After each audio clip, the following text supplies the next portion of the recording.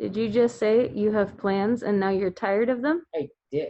That's not a thing. No. That's so not a thing. No. Okay, what kind of reveal do you want? Da, da, da, da. I meant what direction, but I'll just do this. Hello. Good morning. Good morning, everybody.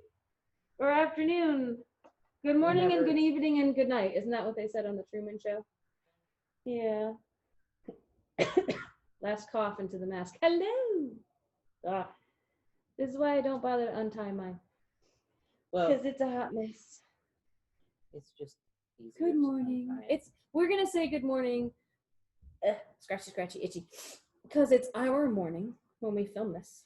It is currently 9:20. At the tone, the time will be. Pre-pandemic times, I was telling people good morning till about 3 o'clock in the afternoon. You know. So, And which now is about when this gets published. So. And now time is just, whatever it is. So time doesn't obey normal rules anymore. So it's all good. Every once in a while, I think back to like when the world was just starting to fall apart and we were trying not to talk about it on the show. Like we were just trying to be like, la-di-da, life is normal, but I'm gonna not touch my face. and then, everyone acknowledged that life was not normal. Then we could, stick it in like this every once in a while. So, hi. Good morning. Welcome to the Sun Dragon Sideshow. The Adventures of Liz and Rebecca. I'm Liz. I'm the minion at Sun Dragon Art and Fiber in Brevard. And I'm Rebecca. I'm the owner at Sun Dragon Art and Fiber in Brevard, North Carolina. And we don't plan things, as evidenced by the start today. There's a little doodle I did like way back when we were thinking about starting a YouTube channel. And actually, it predates that because it was when we got the bathroom. The staff bathroom. The idea for this style of stuff is we have bathrooms over there that there's two, and one is for public use and one is for employees. Now one is for me and one is for Liz, but and people they both have those restroom, CDC guideline, OSHA, whatever, plaques outside of them because they were just two bathrooms. And one, since it's further back, is more in our pit of despair, our employee area. And when they both looked identical, the signs, we'd have people who would go for the one that's visible, and if it was taken, would just walk right past the sign that says employees only behind this point, and go head for the other one and be like, no. And 9 times out of 10, it would be guys. Nothing against men. But it would be, and then 9 times out of those 10 times, it would be not the person who was shopping, person who would come with a shopper, who would just be like, zoom, and be like, because the employee restroom was clean, but not organized like it had the public restroom. in it. We were storing things in it, And so I made a sign to go over that sign. That, because the bathroom sign has, like man, woman, the little head and randomly, amorphous body. And so I made a sign that had a picture of Liz and me instead of a man and a woman. But still had the round head, but embellishments to like make it look like us. Yours had your little curly hair, and mine had either knots. Back when I had my hair down, which is, like this. Yeah. So this one has those hairstyles, but not the whole body, because the whole body I did Liz in her dresses, and me in like a triangle cowl, but jeans and t-shirt, or jeans and a shirt. I think there are winter outfits. Yeah. And it's not winter right now. No. So, and so that led to this when I was brainstorming about what to do about YouTube channels back before the world fell apart. And then Liz has one at home that I made for when we do the side-by-side show that looks like us with updos and in separate panels. So, because it's fun. I like drawing stuff. I drew this guy. So, every once in a while I get creative and draw again. And other than that, my creativity totally goes into my knitting and crocheting, which has really just been knitting lately. Yeah, I've got to get back to my crochet. I've been moping about this lately that I have not been crocheting as much, but I have so many, and doing pigtails today means I'm gonna overanalyze where they are on my head. I'll stop with that. Looking in what's almost a mirror is not good when you're like, wait, this pigtail is 2 centimeters lower than that one. But does anyone really care anymore?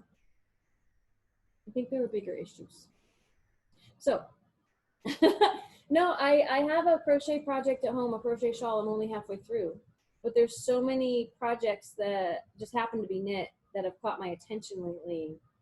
I really don't mean to be neglecting the crocheters amongst our community.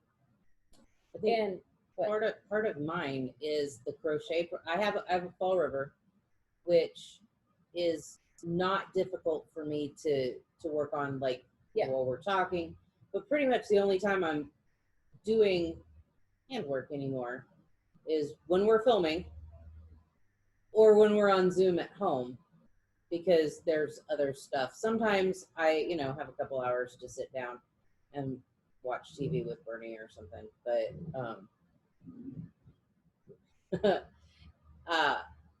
the most of the crochet projects I have are charted. Mm-hmm. So and you need to really be like my thistle shawl that I really want to finish. Yeah, it's a whole graph. So like I have to sit and count all the dots to find out how many of this I have to do and how many of that I have to do. Yeah, and that takes more concentration than I can't even, like, I'm about to show off my little lace number here I kept working on, and that has a chart that this part gets repeated and repeated, and I can't do that while I'm chatting with you all. There's too many things going on in my head. I had just trying to like watch the news and Brian trying to talk to me the other day, and I was like, I can't do both at once. Like TV on and Brian trying to say something. I was just like, honey, you really want me to listen? We got to turn TV off. It's funny, but my mindless knitting right now is the Papillon. Like, even though you're in the zone. I'm in the zone. Yeah. I know, like, I pretty much know where everything goes. So and especially once I get past section 1, the big section 1. Yeah. I can just, and like, not worry about anything. But it's if I have to follow something super close, like I want to make slippers for my felted wool slippers that I have the pattern for winter. Those have a whole do this and do that, and it changes super fast. And I'm like, I have to have time to concentrate. Yeah. People still want masks. We have knitters. Yeah. We have knitters who want to come to knit night, but they want to work on the Papillon, which is their first Papillon during knit night. And it's like, that can be dicey. Because I know, I've said it before on the show, I have knitters who I know when they come in for help, it's either talk or knit. People will start working and then they'll want to gab. And it's like, I appreciate that. And I encourage that, but not while the needles are moving. Because then you'll go, oh, poop. Yeah, it's unless it's something really like, and mindless is different for different people. What counts as mindless? Like Liz is like, a lot of her Papillon knitting has become mindless for her, but that doesn't mean it's mindless for someone else. No, and part of the reason it's mindless for me is I've done 5, and I've got 11 on needles, so it's muscle memory. It's muscle memory. I'm just going to dive into this one. I'm sure there's other stuff I'm going to talk about at some point because it's neat. But last night I was really tired because we had our first indoor shopper yesterday, and it was Amy G. Shout out to Amy G. And she was wonderful, and she followed all the rules and guidelines. It's why the table is so clean today, because this is the shopping table, so we couldn't have lots of stuff on it. But it made for a long day. It's funny talking to Brian last night, like 2 customers, one for lesson help in the morning and one for in-house shopping, made for a long day. Well, we're used to on Wednesday Mm-hmm. going home between noon and 1. Yeah. Having lunch, time for a nap, time to put stuff in the system, time to Get the stuff up online that we filmed in the morning, yep, right? time to sit around for an hour or two and then continue with normal house life. And yesterday we got home at like 4. Mm-hmm. And between the outdoor lesson, and shout out to Lori and Amy G coming in, we were frantically trying we still to get had the floor clean. so much to do, and it's better. It's I will say right behind the camera is better, but there's still a lot of work to do to make this place look like it used to when people would come in, because of how we've had to function. As you may have noticed from yesterday's show, this was empty because it was all here. Shout out to Carol for noticing the holes got filled. The holes on the wall Gone. we still have to clean up some other stuff because our shopper for tomorrow, who's going to be inside, one of the yarns she wants to look at is in a big heap on the floor, and it's pretty yarn, so it needs to get up on displayable area somewhere. So that's one of our jobs today. I have ideas. Maybe She has ideas. But Thursday is also the day where we help people outside. I have to start engineering a sandwich board sign to let people know walking by that we will help you outside. Because we had a lot of people on Tuesday who said, "Hey, you're open." Yes, we're open to help you outdoors. Like, we're open to do business, but we're going to do it outdoors. Oh, it's the safest thing to do. And that way we can help more people. It means we don't get anything else done, but we can help more people. Anyway, I think y'all have heard some of this before. So moving on. So I got home yesterday and I was pretty tired. And you picked a lace pattern. No, you were working on your other. I was gonna explain what my mode of thinking was. Well, lace stuff actually like soothes me. But I had right before Wednesday gotten on this guy. Let's yeah, I'm changing my plans. Shocker. This is how far I've gotten. I have just started my second skein of Nishiki for this. In fact, you can see when you hold right it up, here. The stripes are getting really thin. Yeah, can you tell that, guys? I mean, remember it started at the bottom there. Wait, boop, right there. And I accidentally broke my tail, so I'm gonna have to fudge that and hide it. But as it gets wider, and remember we talked on another episode about a triangle shawl, top down versus bottom up. This is a bottom up. And so as it gets bigger, it's a super easy shawl. Talk about mindless knitting. Same thing every single row. Every single row, there's only like 2 things to remember. Slip the first stitch, knit all the way across. When you get 2 stitches before the end, knit front and back into the second to last stitch and knit the last stitch. Turn it around and repeat. And so like you don't have to remember right side and wrong side. You just go, just do it. So I have just started my second ball. I went home and I wound this. And then I started knitting and I got a few rows in and I'm like, not feeling it at the moment. And how much will this really show on the show? Like now that I've gotten through, I wanted to show you all how far one skein got me. One skein got me enough that it could be a shawlette. I could pin it in the back. I could, different ways to wear it. But if I really want a shawl, I'm going to do another skein. And I will eventually show you how far this gets. And I said, well, I could work on that sweater I showed you all that I was starting to do. And, but it wasn't going to be very noticeable progress because I was tired. So I started, and if this gets all the way to the message, we'll wait to keep talking and edit it out because, people's messages don't need to go on YouTube. But I started, I said, oh yeah, I've got this. This was new yarn. This is the Pollock, Juniper Moon Pollock. And I started this a long time ago. And I think I stalled out like down here somewhere. I got through almost another repeat of the pattern on this because the rows are short. The rows are short. so I can feel like I'm making more progress. But a similarity to the other shawl I just held up is that it is a bottom-up symmetrical triangle shawl. And it is a repeat over and over. Like this pattern, the chart on it doesn't look very big, right?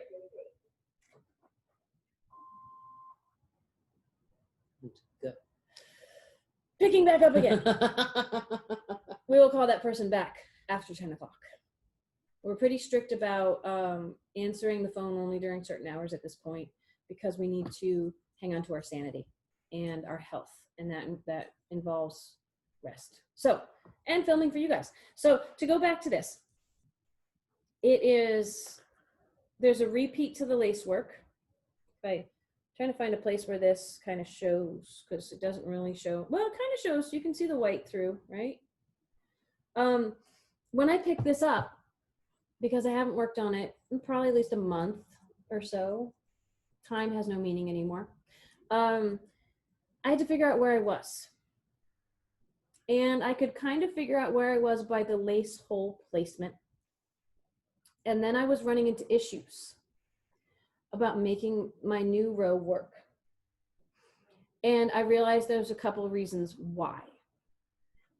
Everybody does, there's some organization and systematization of charts. And I've done YouTube videos on this on my tips and tricks channel.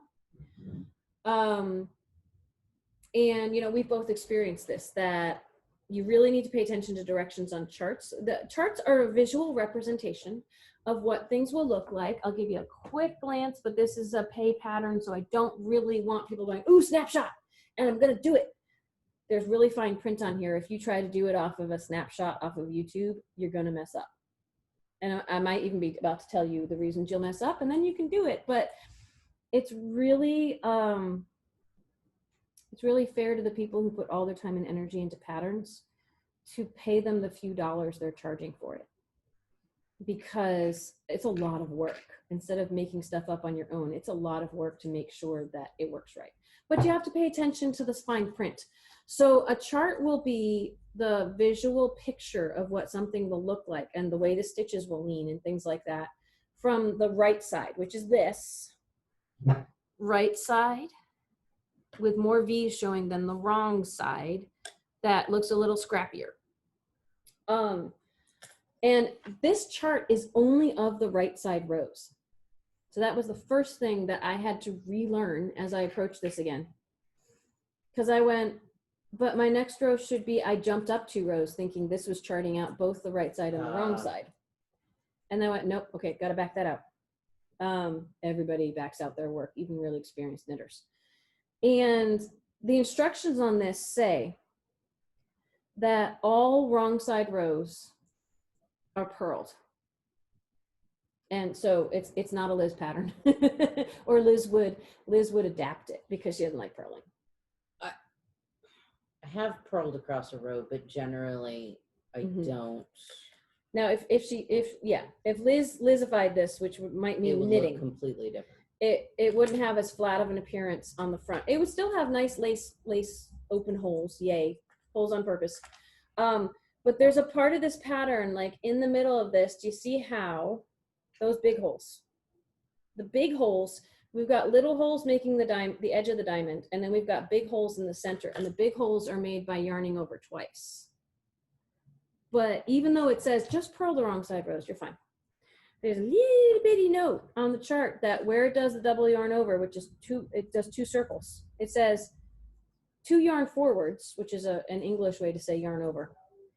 On the wrong side, you need to purl the first yarn over and knit the second one. So if you miss that little, it's bitty bitty right there. If you miss that, it's gonna be wonky. And then I discovered that right before I put this sucker down, I had done a wrong side row where I had my brain, I must have been really tired, because you're only supposed to purl then knit the big holes. And I had done that for almost every hole. So I had a lot of extra stitches that shouldn't have been there because that added in stitches. So I had to back a little out before I could make progress, but then I made progress.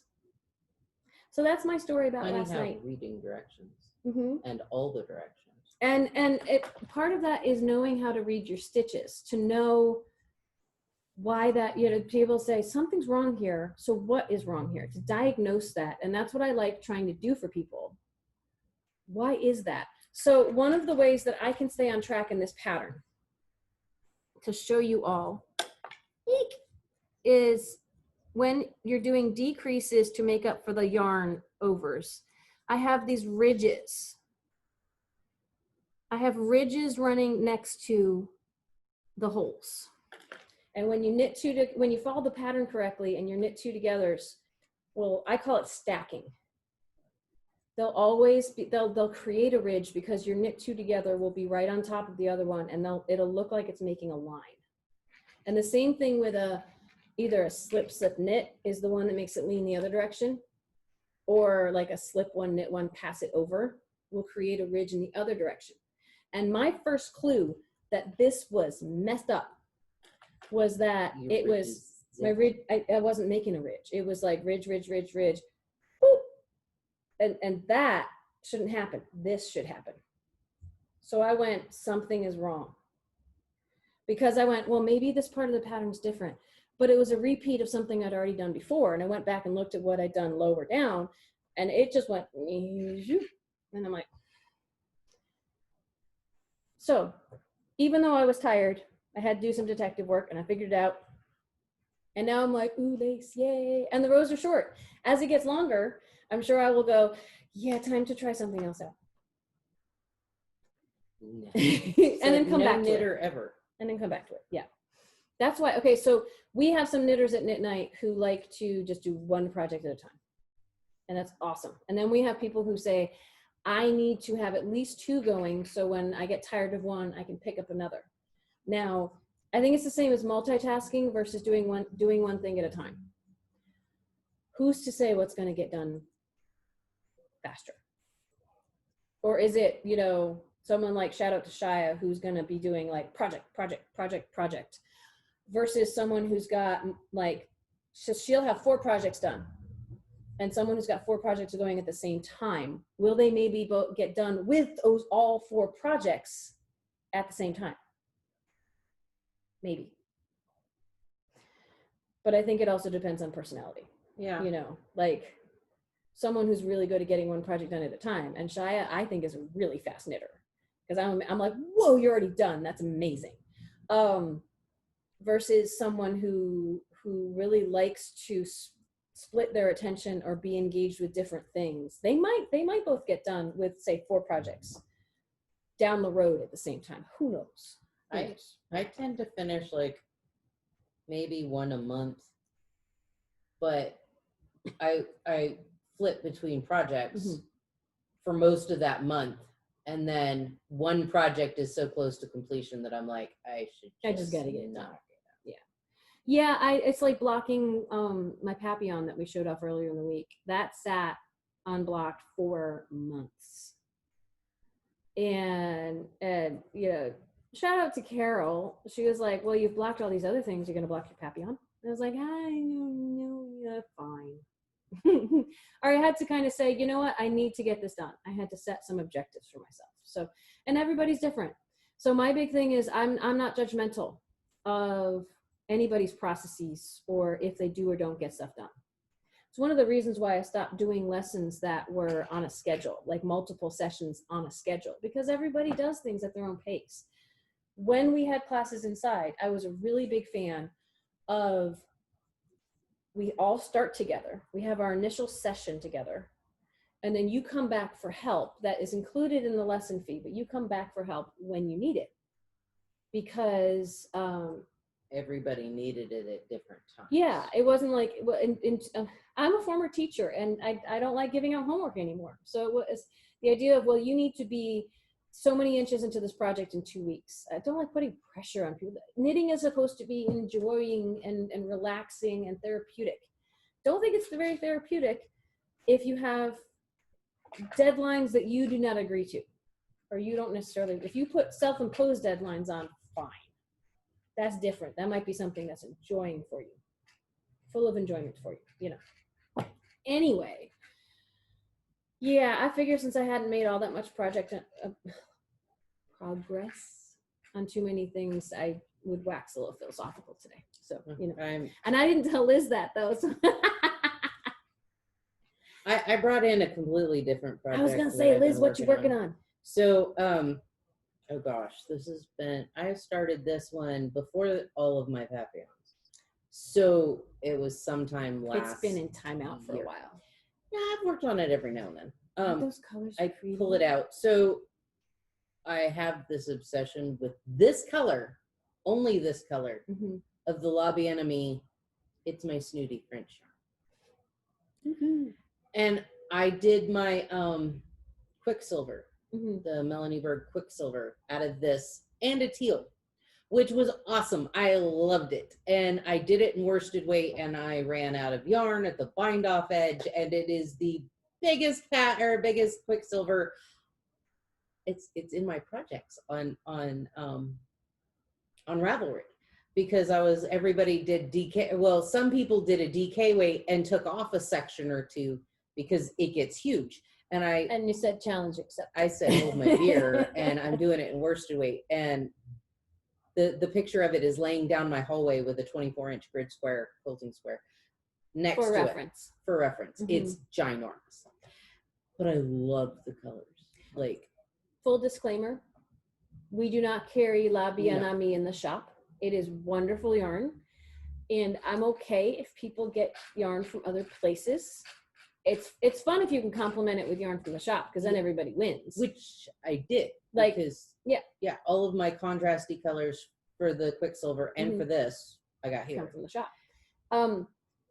Aside, because you mentioned Bien Amie, that's what Amy G did for one of the projects she bought for yesterday. She had a 3-pack from Bien Amie, and we found her an awesome yarn to go with it to make a shawl.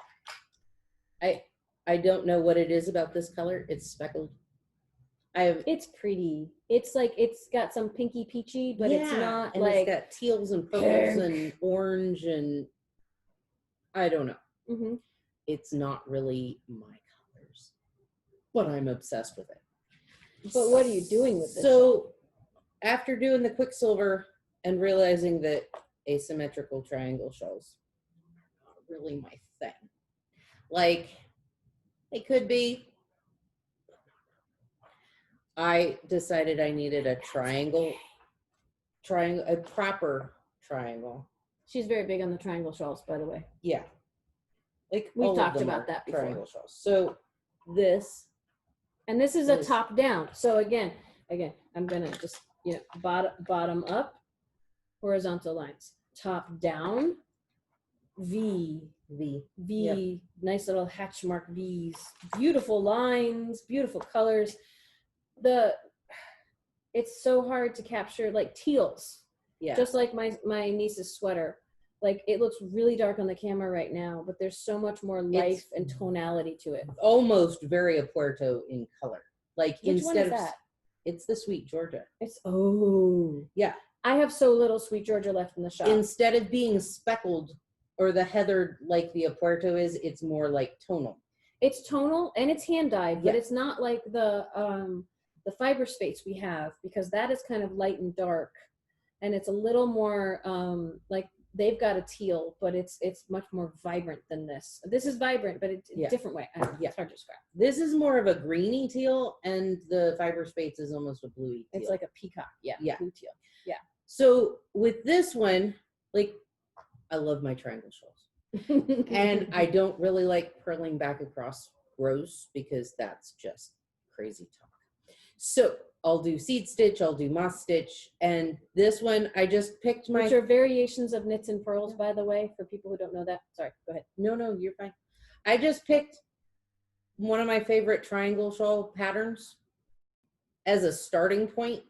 So I start here, and it's the pattern tells me when to, when I need to add or increase, and that's all I used that pattern for, was the start. Was that the 1864, or is it? No, it's not the one we've been talking about a lot, but it's roughly similar. It's kind of, I want to say it's the Cambria shawl. Okay.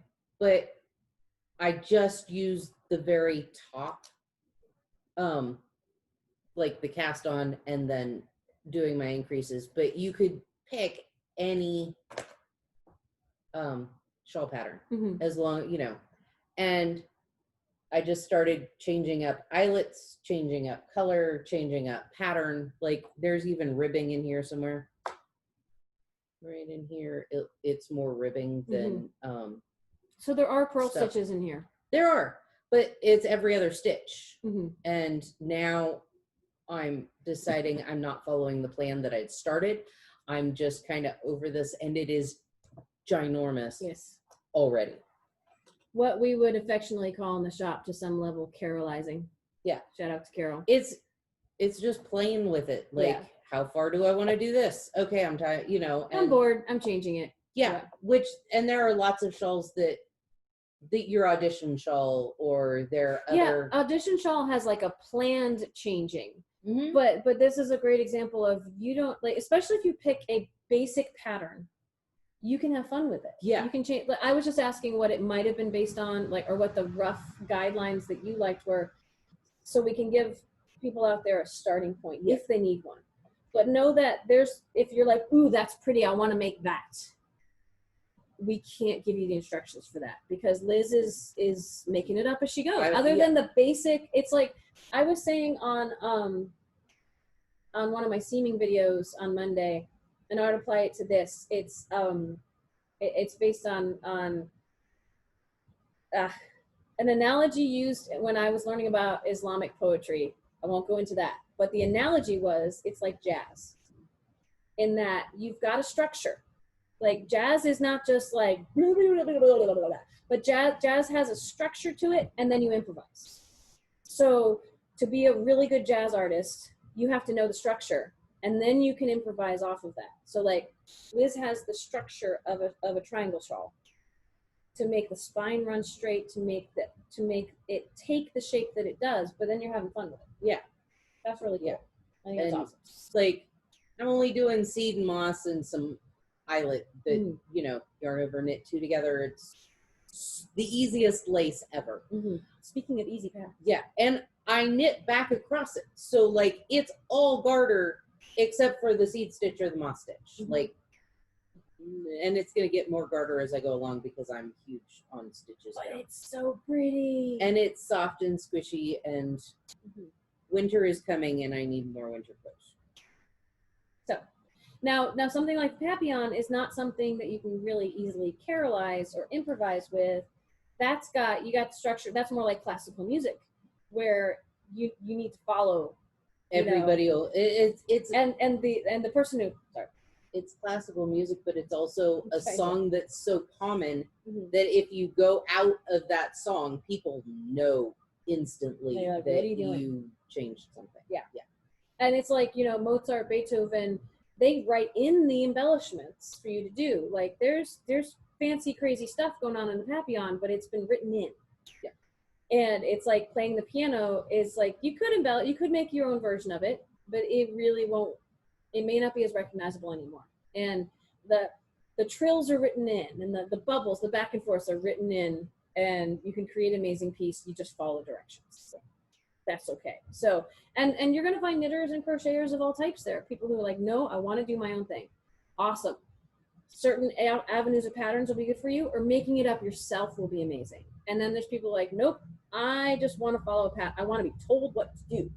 And I don't have a problem with that either. I've come across quite a few patterns that are like, this is the basic pattern.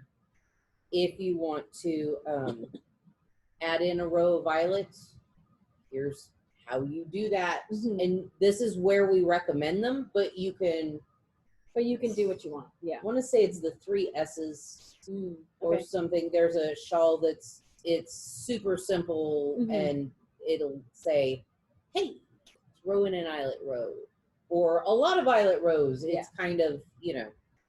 Well, and I think we've gone for over half an hour today, but we do have to edit out the message that we will try to get back to that person, but we're not going to broadcast on YouTube what she was asking about. And honestly, it may not even be really picked up by the microphone. So, but I wanted to mention one other easy pattern.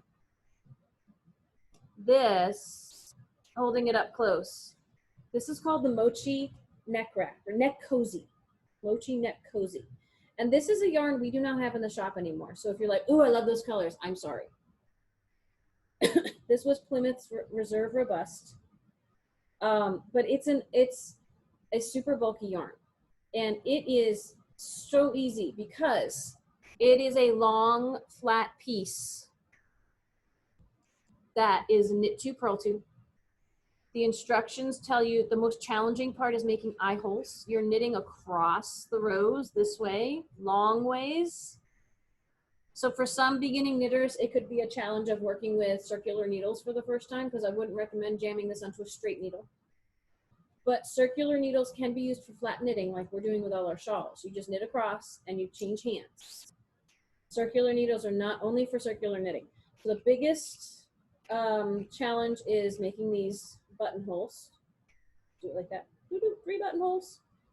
And then you sew buttons along the bottom edge of this so that you can create a nice, warm, cozy. These were like great Christmas presents for beginning to advanced knitters. For advanced, it's just a nice, fast project. For beginning knitters, it's easy but looks really cool. If you do it in a variegated yarn, you get this settled right. If you do it in a variegated yarn, you have all this texture. If you do it in a solid yarn, you still have the fun channels of knits and purls. I like to fold the back part of it over in half, so it's not choking the back of my neck, but then it's winter wonderfulness. Super easy, which means any level of knitter can make this. So I'll put the pattern for this. We advertised some bulky yarns, super bulky yarns on the BSC a couple weeks ago. I think the cocoa that we have, which is super variegated, would make this really funky. We have one just like this that you can make, that we showed off for the cocoa. Yeah, it was seamed and not. But it was, yeah, it's one that you sew up instead of buttoning on. So this could be even easier, in that the person you give it to has to deal with that. Attaching it. Or you can just, once you button it, but the softer, fancier yarn that we have that was solid would be wonderful in this too. Anyway, so I bet it would look cool in the Yana speckled. It'd be a little thinner. Yeah, this is a yarn we might not have done a BSC on before, but it's our maybe we have. No, I don't think we have. Anyway, it's really fine wool. It's not merino, but it feels just as soft as that because the micron level of it, it's just really finely spun. I think we talked about it because it's private school yarn instead of woven gangs of sheep. It's private school yarn on scholarship yarn. Yeah. Whereas like merino and stuff is like private school full pay. Anyway. It's how I describe sheep. We got lots of different levels of sheep in terms of the softness of their wool. But they're all fantastic. Shetland Island wool, it's almost woven gangs of sheep that will knock you over for protection. Oh my. Okay. Yeah. On that note, it's just about 10 o'clock. So we should get going with our day, get ready to answer the phones and help people out, because we will get surprised by when people show up. Everybody calls and says, when's a good time to come by? Anytime after 10. Whenever you want, because we cannot predict. It's even worse than pre-pandemic times. About people pre-pandemic used to say what day is good to come by.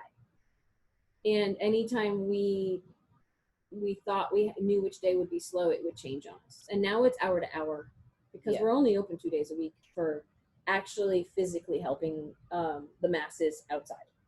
And it's unpredictable. Right when I say, hey, it usually gets busy right around lunchtime, is when it will be busy in the morning on that day. Or I was telling someone early morning, like right around 10, or just before we close, are slow. And then that day we were getting all our phone calls in after 4 o'clock. I don't know. I just don't. We love you all.